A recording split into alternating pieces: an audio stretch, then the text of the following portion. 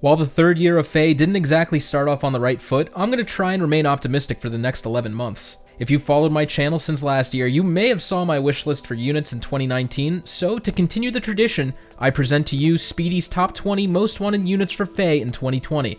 Speaking of last year, 12 of those 20 characters got into the game in some form, and I'm really happy for that, so the remaining 8 on that list may or may not show up on this one as well. Sorry if it seems redundant, but my thoughts and tastes of who I want in heroes has deviated a little bit since last year, so I thought it would be nice to share my official rankings. Before we start, I just want to cover some disclaimers. Number 1, there are spoilers in this video for a lot of the games covered, so if you're unsure if you want to continue watching, you can turn off the video or just skip characters from the games you want to remain unsullied on. And number 2, I'm only including characters on this list from the FE games I have played, which are these. Since last year, I've completed 3 Houses and Genealogy of the Holy War, and that did shake up my list a bit, so things might still be interesting. Alright, without further ado, let's start.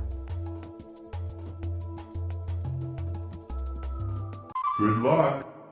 A huge criticism with characters in the more recent entries of the series is that generally, they're just a singular character trope that defines their personality. You can argue this until you're blue in the face, but to me, it's pretty hard to deny. There is one character that comes to mind who has a really stupid gimmick, but I find it so funny that it actually strengthened my love for him. Callum is an armored knight in Fire Emblem Awakening, and there really isn't anything that stands out about the guy. Literally. He's so bland that no one seems to even realize he's there. It's ironic because he's the biggest guy in the army, and the game makes it a point to tell you that he's taller than everyone else even when sitting. Callum is an unintentional master of stealth, and he's become somewhat of an urban legend around Crom's camp. Whenever someone finally notices Callum, it's as if he appeared out of thin air. I just always found this trait amusing, and I couldn't stop laughing when I first noticed Callum on the box art. They really committed to the joke, and it still hasn't gotten old for me. Yet. Awakening is a pretty busted game, so Callum can turn out to be a one-man army if you so please, but at base, he just doesn't have anything too crazy. Boasting high HP, defense, and strength with lower speed and res, he's an archetypical armored knight. I gave him Fire Sweep Lance to play off the fact that he's undetectable, allowing him to score free hits on his targets. Pavis is a skill that generals get in Awakening, so it made sense to me to stick it on him. Warding Stance 3 would help him on enemy phase, and it would be nice to finally have the skill in the 4-star pool, and Spur Attack Defense 2 plays off the fact that generals get Rally Defense in Awakening, and those are AoE. Fortified Defense seems super outdated, so having this rare skill on a character that would most likely be 3 to 4-star would be nice. Not the most exciting start to my list, and I'll admit even I forget about Callum sometimes, but whenever I notice him, I can't help but think fondly of my time with him.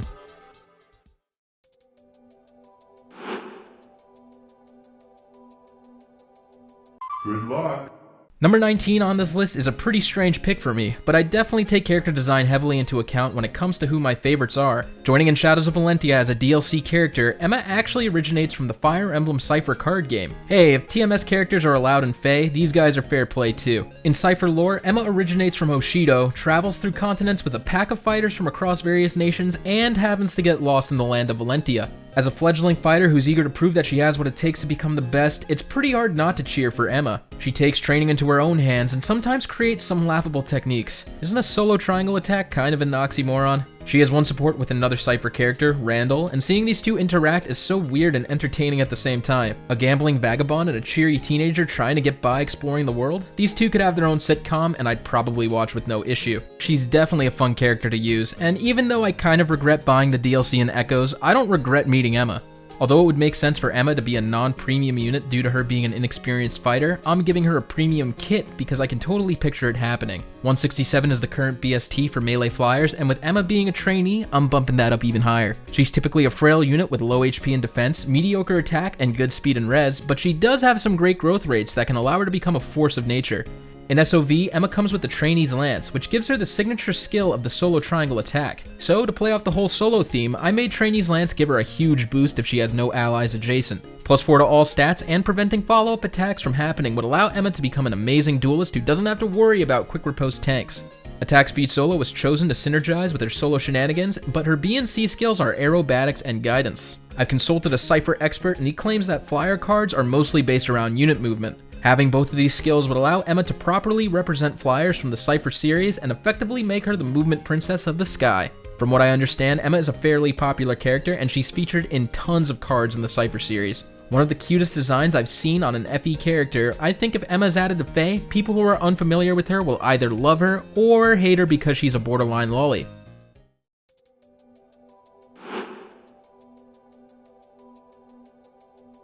Good luck.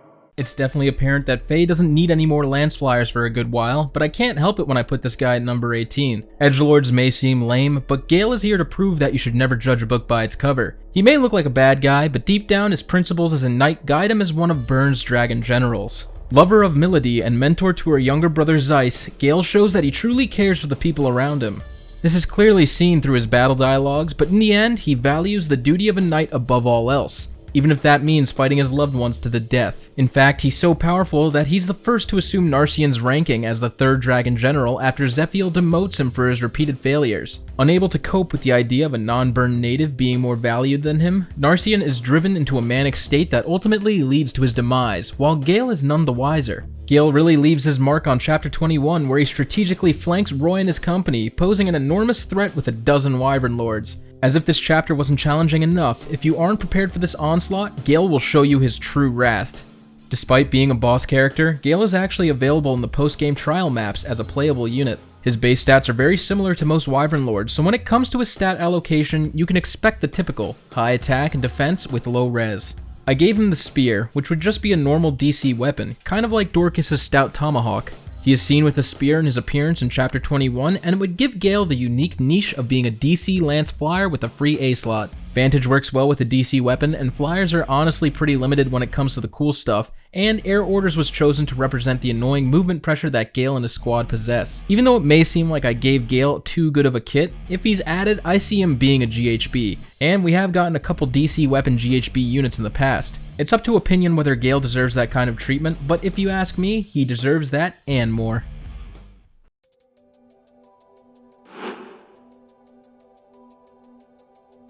Good luck. Sibling bonds always win me over, but this man and his sister don't even look remotely related. That doesn't mean much though, because these two feel just as real as any sibling pairing in the series. A man who is fully devoted to mastering his family's tradition of magical prowess, Luthier has dedicated all of his time to training and studying, which is quite the contrast from his little sister, Delthea. No matter how hard he focuses his time and efforts, he still doesn't have the raw potential and genius of his younger sister, and it drives him to realize that not everybody can be the best if they put their mind to it. Due to his focus on his magical research, Luthier hasn't had much time to make friends or even socialize, so he may come off as awkward to most. But that doesn't stop from giving the man a chance, even if all he did was nod when Luthier asked if they were friends. He only had one friend prior to which was a village cat, so you can see how socially inept the guy is. Luthier just wants to improve and see his sister loved by everyone around her, so even if he does come off as overbearing and strange, his heart is in the right place, and that always stuck with me. Luthier is actually a subpar unit in Echoes. It's extremely hard to have him keep up, and he doesn't have much going for him in the firepower department. If there's one thing he excels in, it's skill, but that doesn't translate in Fae that well. I'd expect him to be a free unit, so nothing too crazy for him. I gave him a pretty well-rounded stat spread with a high HP so he can run some HP-based support skills. Rar Serpent would push him to be an enemy-phased QR mage. Harsh Command Plus was chosen to show that he scolds Delthea all the time, and I'd love for this skill to be more available. Luthier seems like the kind of guy who would specialize in sealing his opponent's stats, so while Seal Speed Res 2 would not be the most effective B skill, it is yet to be added to the game. And Panic Ploy in the C slot would play off of his HP stat, and we only have one source of it in the 4-star pool. So yeah, if he's added, I expect his kit to be rather disappointing, but I know that the few Luthier fans out there would still give him the royal treatment. I've always felt bad for Luthier. He really doesn't have much going for him in his life, but he still tries his hardest, and that is something I respect greatly.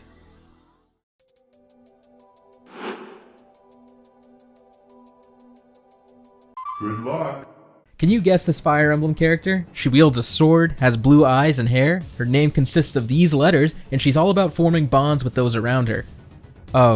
Lucia comes in at number 16 for me, and it's apparent that I have a thing for blue-haired women. Lucia and her brother Jeffrey were raised alongside Alincia, and the three of them are practically siblings. She's cool and collected, and will pretty much do anything to ensure the safety of the Crimean princess, even if it means sacrificing her own life, or even her brother's. She soon realizes that she has to survive no matter the cost for Alincia's sake, and after the events of Path of Radiance, she is appointed as her royal advisor. Word is spread around that a potential uprising against the Crimean throne is being plotted, so Lucia offers to get to the bottom of it and report back. During this, she's captured and held hostage by Ludwig, the man who was staging the rebellion. He cuts a portion of her hair off, mind you, giving her a haircut that has the fanbase divided, and uses it as proof that he has the Crimean royal advisor in his clutches. He demands that Lucia surrenders the throne to him, but when she refuses, Lucia is put on the gallows to be publicly executed. As they prepare the noose, Lucia accepts her fate and is ultimately glad that Lucia didn't give in to Ludwig's demands. That is, until the Grail mercenaries swoop into the rescue for one of my favorite cutscenes in the game. What if I hit her? Lucia's dedication to Lucia and her level-headed personality makes me favor her a ton. I'll admit I prefer her with long hair, but she does rock the new do pretty well. In the Tellius games, Lucia actually isn't the best swordsmaster or true blade, but she's definitely serviceable. Her attack stat leaves little to be desired, but her speed and skill are amazing, and in Radiant Dawn, she even has good res potential. I fitted her with Lucia's blade because I didn't want to give her a silver sword. It grants +3 speed and has dull close built in. She has a skill called parry in the Tellius games, which nullifies any bonuses that the opponent has, so I put the effect on her weapon. In addition, if she's within 2 spaces of a flyer, she gets +1 special charges per attack to play off the fact that she's stronger when protecting Lucia. Astra is typical for swordsmasters in the Radiant games, and to replicate Resolve, I gave her Brazen Attack Speed 4. Null Follow-Up is a nice B skill for high-speed characters trying to cut down armors, and for her C skill, I gave her Attack Defense Oath to represent her strong bond with the princess. I know we have too many infantry swords in the game, but Lucia's personality, actions, and design really make her a memorable character for any fan of the Tellius games.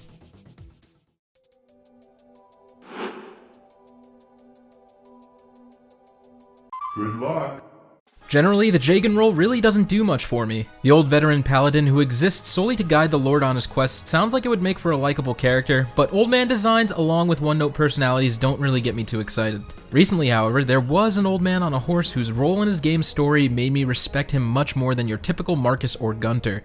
Mycen was a Zophian general and one of the most respected and legendary soldiers. Not only did he hang up his armor to raise his dear grandson Alm in Ram village, but he also saved a young princess Antis from a fire in her Zophian villa. Thinking that she had no remaining family, he decided to raise her alongside Alm, giving her the name Celica to protect her from harm due to her lineage. Mycen takes on the responsibility to teach all of the young children of Ram village how to fight and defend themselves, and spends many years seeing Alm and his friends through their adolescence. It's eventually revealed that Alm isn't truly Mycen's grandson. Alm's true father turns out to be Rudolf, the Emperor of Gale. After Alm's birth, Rudolf turned to Mycen, his most trusted confidant, and asked him to raise the child as his own. Acting in the best interests of the people, he knew that one day Alm would have to strike him down and become the prophesized hero who would save the land from Duma and Milla's control. Mycen accepts the Emperor's request and raises Alm to become a competent fighter and a great young man. Mycen ends up joining in the final act of Shadows of Valentia, and while his base stats are pretty good, his growths are abysmal compared to the rest of the cast. To translate him to Fae, I made him excel in every stat except for speed and res. I made him an enemy phase Lance Cav because axes can't be used by the player in SOV, so Reprisal Lance with Quick Riposte made sense. A skilled fighter such as himself would know refined techniques like the Riposte, and it's been a long time coming to have this skill in the 4-star pool. I finished him off with another skill we're missing, Lance EXP 3, which would represent how he's a mentor to the children of Ram Village. If added, I'm expecting Mycen to be a free unit, or maybe if the trend continues, a 3 to 4 star character. So while he's definitely not the most exciting in the Fire Emblem universe, in my opinion, he has the best mustache in the entire franchise. Sorry guys.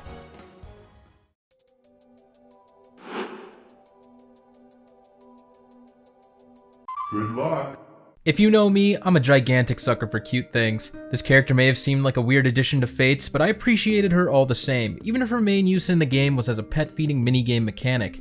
Lilith is a dragon who rescues Corrin from falling into a giant crevice by teleporting the two of them to the astral plane, the universe where you spend most of your downtime between chapters. In here, you can feed her any food you find to buff her up, and she can even act as another line of defense during castle sieges. On certain routes, for apparently no reason, Lilith sacrifices her life to save Corrin from a mortal blow, and to some this may have seemed dumb, but it really got to me, you know? It's like a pet running out to save its owner from a gunshot. Okay, yeah, that's a weird analogy, but I may have teared up when I went back to the shrine and Lilith wasn't there. She actually has a crazy backstory from the DLC Hidden Truths, where it's revealed that she is the younger sister of Corrin. Long story short, when the only person who ever showed her love was killed, she brought it upon herself to watch over his child, and act as a guardian angel in his stead. Lilith would be a dragon unit for sure, but deciding on a color is a tough call. I decided to make her a flying unit because she's shown multiple times that she can fly on her little fishy orb, and I went with blue for obvious color scheming reasons. I gave her Astral Breath, which would work a lot like Forsyth's Soul Lance, restoring 10 HP whenever she attacks. It would have built-in DC like most Dragon Breaths these days, and adaptive damage against ranged opponents. Ardent Sacrifice is a skill that's been ignored since the launch of this game, so I thought it would be fitting for Lilith to have it with a bit of an upgrade. She can sacrifice 10 of her own HP to heal 20 HP to a target ally, and any allies within one space of that target are healed for 10. Attack Defense Bond 4 is there to show that she cherishes her bond with Khorne. Wings of Mercy makes sense to me because of how many times Lilith flies into the rescue, and Close Guard is just another supporting skill that signifies her defensive role in the story. This cute fishy dragon has been represented a couple times in the game through weapons and accessories, so finally having her in FEH would be awesome. Her design melts my heart, and she did well in CYL, so if there's ever another Fates banner, I would really love her to be a candidate.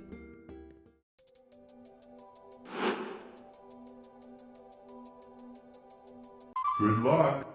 Most people who played Awakening will admit that the story goes a bit off the rails after the midway point, and even though it may feel like a filler episode in the game's story, the Valm arc did introduce us to some likable characters. Savory is a princess of a small peaceful nation called Chonsin, where she lived a generally happy life. Her brother, Yenfei, was a commander of the Chonsin army, and she adored him as much as a sister possibly could. One day, Walhart the Conqueror busted down the nation's door and killed Savory's parents, leaving the nation in a state of turmoil.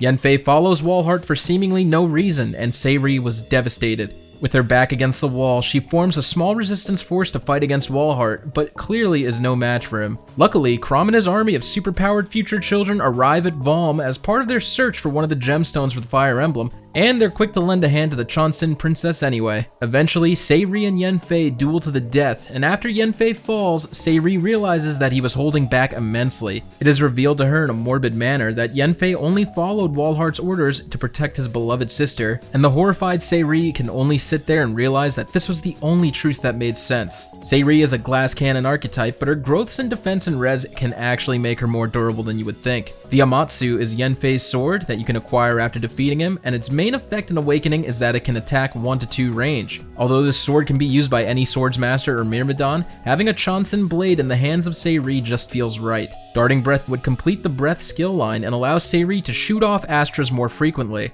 She comes with Vantage in Astra due to her class typing, and for her C skill, I chose Attack Speed Gap. This may seem like a bit of a stretch, but in her supports with Robin, she teaches him about Chonsin culture and fighting techniques. Swift, powerful blows are her main tools in a fight, so buffing an ally's attack and speed kinda makes sense. Infantry swords are extremely competitive, especially with Larcey, Merida, and Shannon's additions being one after the other, so with a kit like this, it may be hard for her to stand out. But having a DC weapon will always prove useful. A tragic backstory and a great design puts Savory on my wishlist for sure, and I can only hope that the next Awakening banner features her.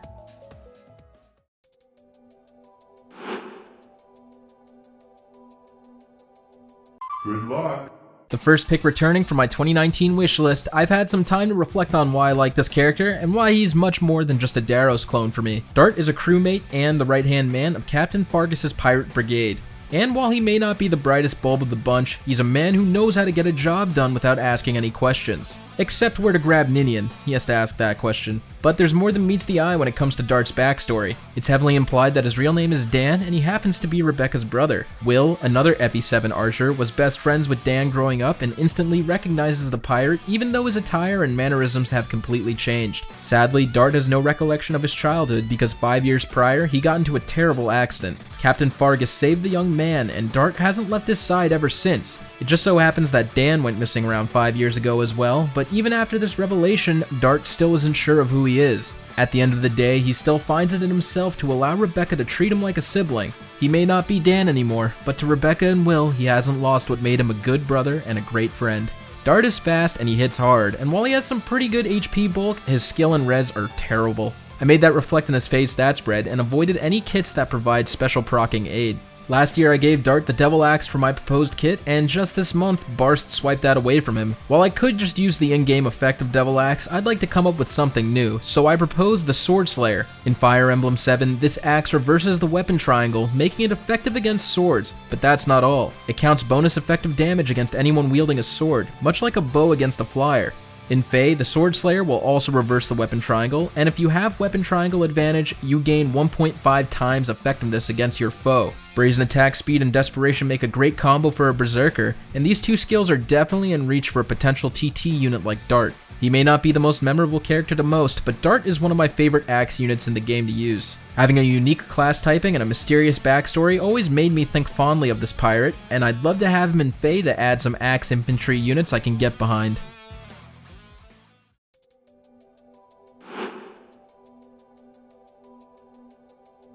Good luck. Wow, Speedy, it took you this long to get to a Three Houses character? Yeah, it did. At number 12 sits my first one, but I assure you there are some more to come. The first time you enter the Garrikmok Monastery, you are greeted by the whole staff, and the one who sticks out right away is this dude with the green hair. But then enters the sweetest buttercup in the entire game. Flayn is the younger sister of Seteth, and she has a cat-like curiosity, innocence, and an affinity for eating fish. She lives at the monastery under the strict rule of her older brother, who only wants what's best for her. While she loves Seteth, she can't help but feel like he's being too overbearing, preventing Flayn from experiencing what young adults at school should. Flayn wants to experience it all, and it almost seems like she was deprived of a childhood altogether. Well, as it turns out, Flayn and her big bro seem to have a pretty big secret. I won't go too deep into the details, but let's just say that Flayn and Seteth might have statues of themselves at the monastery. But even after knowing this, Flayn still remains the same to me. In an otherwise gloomy game, her antics with her brother and how she interacts with the rest of the cast always brings a smile to my face. When Flayn joins your roster, she seems to be leaning towards becoming a healer, so I made her just that. Personally, I wanted to make her a flying healer, but that just isn't possible in the base game. Stat-wise, she's a magical wall who boasts a fairly good magic stat. Panic is only on 2 other characters at the moment, so while it isn't a very fitting choice, there isn't much else for her to take in the weapon slot. Flayn can learn Restore with the C rank in Faith, and Earthwater Bomb buffs her allies' defense and res, which equates to Flayn's unique supportive skill in Three Houses, Lily's Poise. Dazzling Staff is pretty common on high-end healers these days, but in the C slot, I proposed a new skill called Rescue. Flayn learns this in-game, and I'd like to incorporate it in FEH as a staff-locked C skill. If an allied unit has more enemies than allies within 2 spaces of them, and Flayn has no enemies within 2 spaces of her, that ally can teleport next to Flayn. While it's not unique to Flayn in Three Houses, she's definitely one of the easier units to unlock it with. Flayn may annoy some with her over-enunciation and her cute fish antics, but she's charmed me. If there's a Three Houses banner, I'm definitely hoping her and Seteth make it into the game in one form or another.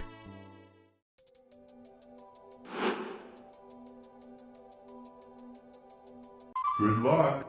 Last year, when I was making my wish list, I didn't even consider this unit as a possibility, but the more I reflected on it, the more and more I realized that I wanted it in the game. In Binding Blade, the main enemy of the game is King Zephiel. His conquest is won with the goal of returning power back to the dragons because he sees humans as corruptible and weak. But not everyone from the Kingdom of Byrne agrees with his actions. Princess Guinevere is Zephiel's half-sister, and while the two of them got along when they were children, he grew farther and farther away from the boy he used to be. This was due to the fact that their shared father, Desmond, hatched up a plot to poison his own son to secure the throne for his daughter. Guinevere was completely oblivious to the whole fiasco, but nothing could repair the damage done to her half-brother's psyche. While this whole incident is mostly responsible for sending Zephiel on his path against humanity, Guinevere reluctantly has to do whatever she can to stop him, no matter how much it hurts. While she's not the most prominent character in this story, I always found it interesting to see how her and Zephiel's relationship changed from Blazing Blade to Binding Blade, and as tragic as it may be, Guinevere is essentially the one to lead Roy on his path to stopping the Mad King. Guinevere may be an NPC, but if you happen to beat FE6 9 times, you can unlock her in the trial maps. Yeah, I've never done it either. She's a sage with low HP, but has some fairly decent defense and res. She's one of the only sages in the series who can use light magic, so blue seems to be a fitting color for her. I gave her Blarfox mostly to play on the whole backstory with Zephiel and the baby fox, but it would also be nice to get this tome in all of the color varieties. Her other skills are more support focused, as Guinevere isn't exactly the most well versed in combat. She can direct her allies with rally attack speed while debuffing with speed feint, and Distant Guard will add a tiny bit of ranged bulk to her adjacent allies. If I'm being honest, if Vanilla Guinevere is ever added to FEH, I see her being a free unit for sure, especially if considering how someone like Brunya is free. However, if she's ever added as a seasonal unit, I'm sure her kit will look miles better than this. It's always sad when politics ruins a family, and seeing such bright children grow into depraved adults really solidifies her and Zephiel for me as characters.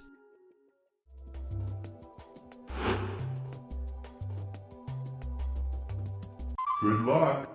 In almost every Fire Emblem game, there's a villain who actually turns out to be likable, and tragedy strikes when you're eventually forced to battle them to the death. This character definitely fits that archetype, and I think I spent a good hour or two trying to recruit her with every character in my barracks before coming to the conclusion that there was no way to get her in the main campaign. Selina is a general of Grotto, deemed with the title of the Fluorospar, which is very fitting considering her elegant appearance. She had a tough upbringing, with her village nearly starving whenever winter came around. Vigard, being a generous ruler, provided aid to Selina's village, and when she witnessed this act from the Emperor, she dedicated her life to becoming a knight for the kingdom. While Grotto has many generals in the campaign of Sacred Stones, Selina seems to be the kind-hearted and reasonable one, reprimanding her peers for unnecessary acts of brutality. There's even an instance where Myr innocently wanders up to Selina asking for her to return her stone, and the general simply sends the child Manakete off in the other direction without harming a hair on her head. But in the end, her kindness isn't what dictates her actions, as she has one major flaw. Her loyalty to Emperor Vigard is what eventually leads to her demise. For little does she know, the Emperor has been dead for quite some time, and his corpse is being used as a puppet by the Demon King, Fomortis. Following Vigard's orders to the very T, Selina can't help but oblige, even if it means certain death. Selina's stats are pretty typical for a Valkyrie: high res, decent magic and speed, and low defense. However, her HP stat is pretty respectable, so I try to mirror that in FEH. Personally, I see Selina being a GHB, but that doesn't mean that she can't come with some interesting tools, mainly the Bolting Tome. She has this in Sacred Stones and can be quite the pain with its ridiculous range. It will increase her attack range to 3, meaning that she has enormous reach, but to balance this out, the tome will make her lose 5 speed stat points. And she's unable to make follow-up attacks on both player and enemy phase. This could provide for an interesting new dynamic to pick off high-priority targets who you otherwise can't reach without putting yourself in danger. Attack res push will make her first strike hit a bit harder, and Soul will give her an inefficient method to restore herself back to 100% HP. Defense tactic also seems fitting for her general, and it would be nice to have more availability to the skill outside of New Year's Leg Yarn. I personally think if bolting was ever going to come to FEH, IS would make it available on a free unit, but maybe that's just me having too much faith in the company. We did get someone as game-changing as a Versa and Chrono, so only time will tell if our Gem Queen will be added with some fun ideas.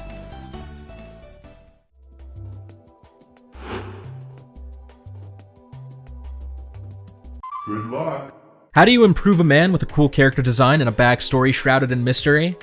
You give him a face mask after his class promotion. Volk is a thief from the Tellius series that seems to have no connections with anyone from your army, but he doesn't really care. All he needs is the right amount of pay, and you can get the guy to complete any job you desire. Extremely proficient in the art of stealth and throwing sharp objects, he proves himself to be a very capable assassin. And while his exorbitant prices may rub people the wrong way, he sometimes overcharges just to test how far people are willing to go for their requests. He may seem like a character with no relevance to the plot, but it's eventually revealed in Path of Radiance that Gale hired Volk to take him down in the event that he ever went berserk from Lehrn's medallion's influence.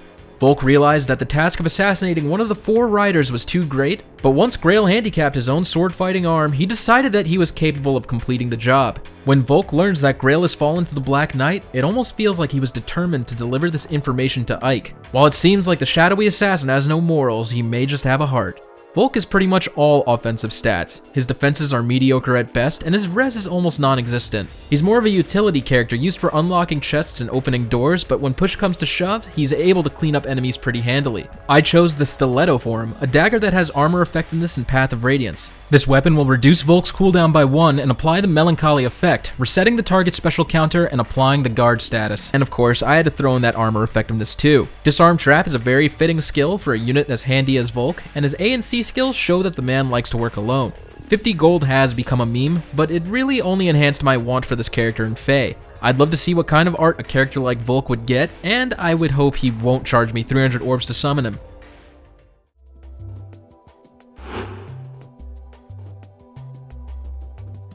Good luck. So you rescue a drop-dead gorgeous woman from her captors, and every single one of your male compatriots has fallen for her. You all end up fighting for her affection, but then later realize that she has a twin sister who is twice as cool and can wield a holy bow. Bridget is a direct descendant of Euler, one of the 12 holy knights. She was separated from her twin sister, Adane, at a very young age due to a pirate invasion. The leader of the pirate group decided to raise her as his own, giving Bridget a rootin' tootin' shootin' attitude, but also his sense of justice and morals. Eventually, he passes away, and Bridget is left in charge, which doesn't sit well with the rest of the crew. With mutiny simmering in the pot, a conflict of interest eventually turns her own crew against her, as she's forced to flee from overwhelming numbers. She reunites with her long-lost sister, who happens to be carrying the holy weapon, Ufel, and her memories of childhood come rushing back to her. Determined to be with Edain, and being recently displaced from her former position, Bridget lends her strength to Sigurd and company. Hey, I see you writing that comment. Stop it. So yes, she's technically not eligible for this wishlist, but hey, we have Camus and Zeke. I don't think there's going to be an issue.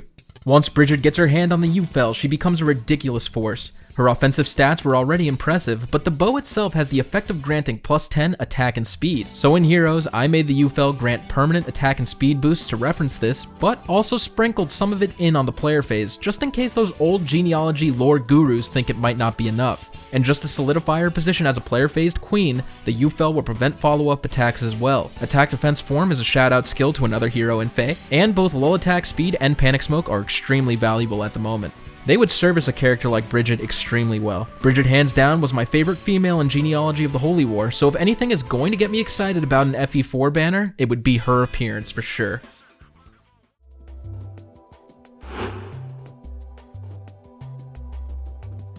Good luck.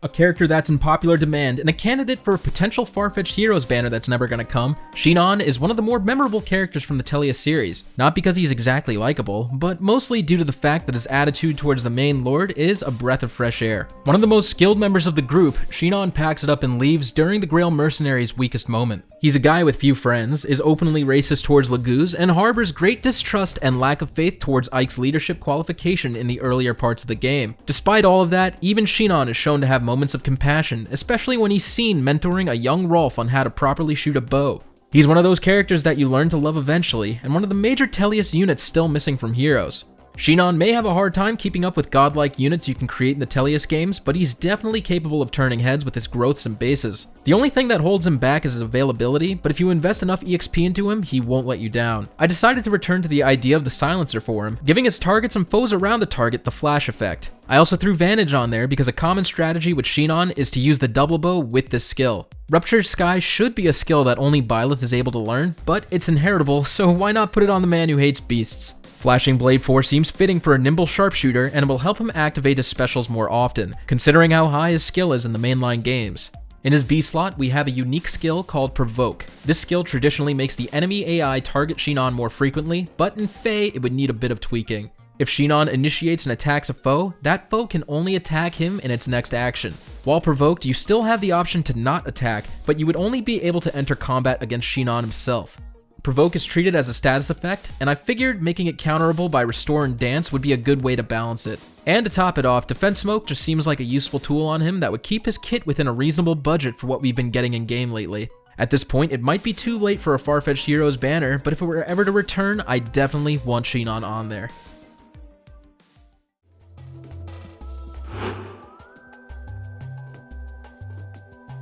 Good luck. Fragility of the mind has long since been considered a sin, but overcoming it is a feat worthy of praise. Marianne epitomizes this very concept. Coming from a place of isolation and borderline self-loathing, she not only shows the ability to grow past that throughout Three Houses' campaign, but also learns to accept her own lineage and shortcomings. Marianne is a student of the Golden Deer House, possessing a mysterious crest that no one seems to know much about. She tries to avoid interacting with her fellow students, and deep down she just wishes that people would forget about her existence. It turns out she bears the minor crest of the beast, and it has a reputation for cursing its wielders. Both of Marianne's parents have disappeared, and she believes it's because of this crest. Not much is known about its effects, but rumors say it turns its host into a great beast, killing indiscriminately. This is the main source of Marianne's shallow opinion of herself, but once she finds out the truth during her paralogue, a distressed part of her soul is laid to rest. With a charmingly meek personality and a natural affinity for animals, Marianne eventually turns out to be a pleasant young woman akin to an elegant Disney princess. Marianne is a great candidate for a Holy Knight, and with the Blood Gang working with her crest, I decided to make her a Sword Cav. Her physical defense and HP is pretty unimpressive, but the rest of her stats fill out nicely. In Three Houses, Blood Gang uses her magic stat, so in Heroes, it will target the enemy's res regardless of their range. Due to it being heavily tied to the crest of the beast, I gave it some synergistic effects with beast units. If she has a beast ally within 2 spaces of her, she gains +4 to all stats during combat, and it will even allow Marianne to count as an adjacent beast unit for beast transformations. Miracle is a skill that Marianne gets in game, so it could be an interesting kit to have her proc Miracle as much as she can. Warding Shield is a play on Heavy and Flashing Blade, using her res stat as a check for the effect. If active, her CD countdown will effectively go down by 2, allowing Miracle to be more viable. Low attack res would work great on her, and lots of 3 houses units tend to get these skills. And finally, I propose Breath of Life 4. Breath of Life is a skill that is almost completely unviable, but bumping up the range and amount of healing it does would allow Marianne to act as a pseudo-healer. But just to make it more worthy of a gold border, this skill would remove any stat penalties or effects like panic from allies that are healed, which I think we need more of in Heroes. Marianne definitely grew on me the most during my playthrough of 3 Houses. At first, I thought she was just another personality type with supports that were all the same, but her transformation floored me, as simple as that. Lysithea was teased during the last FEH channel, so I'm not sure if they'll give us 2 Golden Deer units, but Marianne is definitely a target of mine.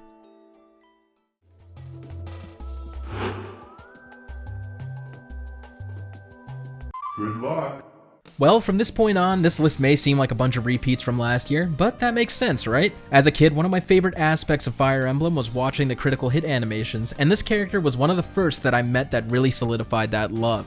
Guy, or how I like to pronounce it, Guy, is a Sakaean Myrmidon who is out on a quest to become the greatest swordsman in the world. He hails from the same tribe as Wrath, which happens to have a tradition to raise skilled archers. Guy did not show any promise with a bow as a child, so his mentor told him that if he was ever going to have a chance at being strong, he would need to pick up a blade and master it. Throughout the course of Blazing Blade, Guy grows from a nervous sellsword trying to get by to one who can rival the legendary Sword Saint. I've always felt a connection with him, and he was one of my first favorite characters in the franchise. Guy is much like your typical swordsmaster, great speed and skill, low defense and res. Well, actually, Speedy, Guy has this terrible tendency to get strength screwed in Fire Emblem 7, so maybe we should just change this here 3 to a 2, and now it's much more accurate. Link, please, can you get out of here? This is my list, okay? I like Guy, so I'm gonna try and salvage him as much as I possibly can. Anyways, after what happened to Rutger in Heroes, I have no faith that Guy would be added as a banner unit, so I decided to design him as a TT/GHB unit. Not the most inspired kit, but I would still like Infantry Flash to be more readily available considering that Rush is on Brady, and this kit would promote his speed and attack while banging out critical hits like he does in FE7. Personally, I would be shocked if Guy was ever added to the game, but if the day ever comes, you can definitely expect me to invest in him.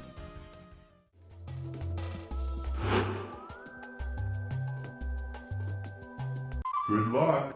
Yes, it pains me to be asking for more armor units, but that's just a testament to how much I want this guy. One of the few knights in Fire Emblem that I will opt to use, Osmond has left his mark on me thanks to his collected demeanor and his performance on the battlefield. Originally being Lord Uther's right-hand man, Osmond is assigned to watch over Hector while he helps to search for Eliwood's father. He was raised from nothing, earning his position in the Ostian knighthood on merit alone, and serves as a voice of reason for the often brash Hector. While seemingly vanilla to most, this man made a once young hawk understand that being speedy isn't everything. An unstoppable force is something to be respected as well, and if given enough resources, he can become a juggernaut, as long as you don't mind a higher turn count. Despite that, Osmond generally turns out to be extremely well-rounded. Even in his speed stat, the only thing really holding him back as a unit is his movement, and Heroes will definitely keep that tradition up for sure, I hope. I gave him the Rex Hasta, the strongest lance in FE7. It will have Bracing Blow built in and give him a flat 3 attack. Because he's pretty much a retainer that acts as a bodyguard, I gave him Joint Fortified Defense to show how he watches over Hector. For a general, Osmond doubles more often than he should, mostly thanks to FE7's enemies having subpar speed, so Bold Fighter seems reasonable. And while his A skill might disgust you, I can actually see this being thrown on his kit. I'm not sure if he's going to be as top-notch as I designed him. For all I know, Osmond might be a 3 to 4 star unit in the future. But if that's the case, I'll finally have my first plus 10 armor unit, and maybe I can stay in tier 21 for a change.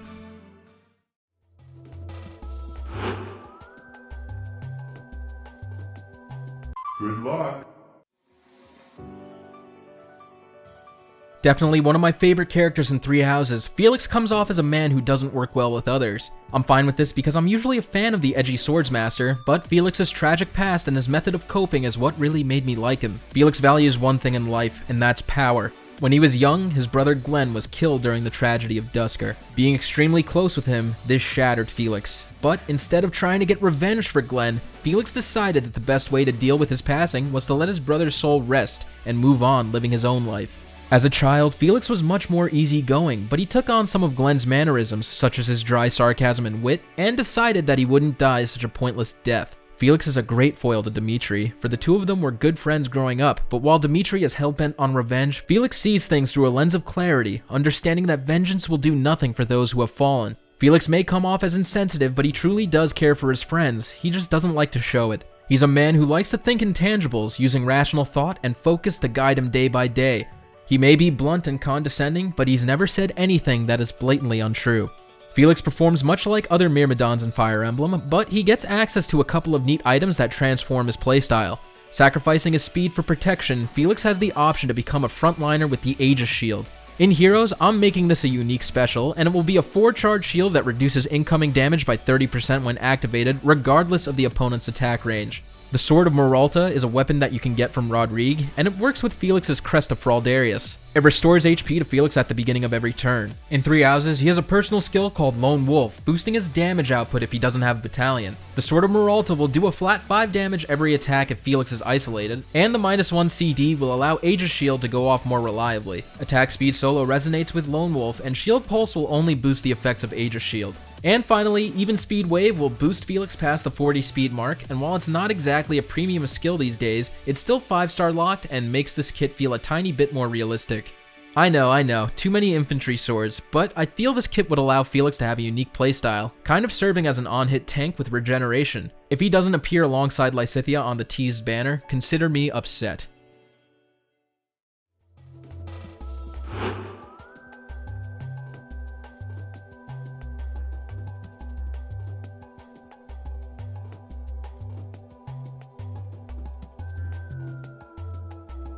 Good luck. If you know me or saw my wishlist video last year, this should come as no shock. It's almost become a slogan or a satanic war cry for me at this point, and I'm gonna keep saying it until I'm pacified. Where's Jill? One of my all-time favorites who has shockingly been absent since the launch of Heroes, Jill is revered by most as a good character and a great unit. Raised in the nation of Dayan, Jill is taught from a young age that Lagoos are below humans. The only ones you can trust are the ones who are dead. However, after interacting with some in Ike's company, she realizes that her heritage, and most importantly, her father, General Shaharam, has misled her. Jill progresses amazingly throughout the story, starting as an outsider who feels she isn't welcomed in the Grail Mercenaries, but her true nature shines through when she's willing to admit that she was wrong and takes the necessary steps to change her outlook on life.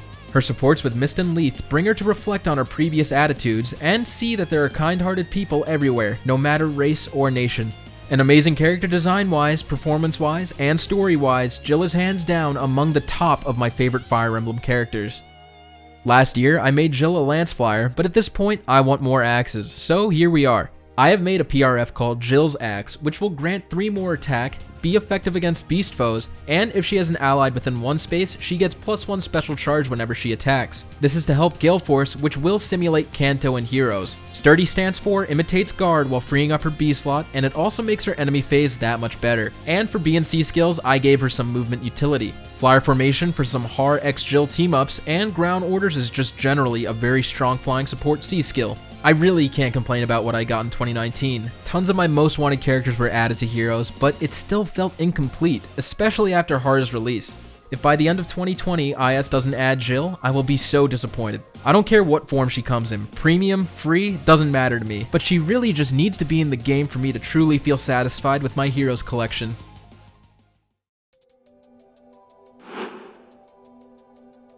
And that's my wishlist for 2020. I'm sure there's tons of picks on this list that you think are dumb, but regardless, I hope it was still enjoyable to watch. And maybe if you haven't played all these games, you've met some characters to get excited for.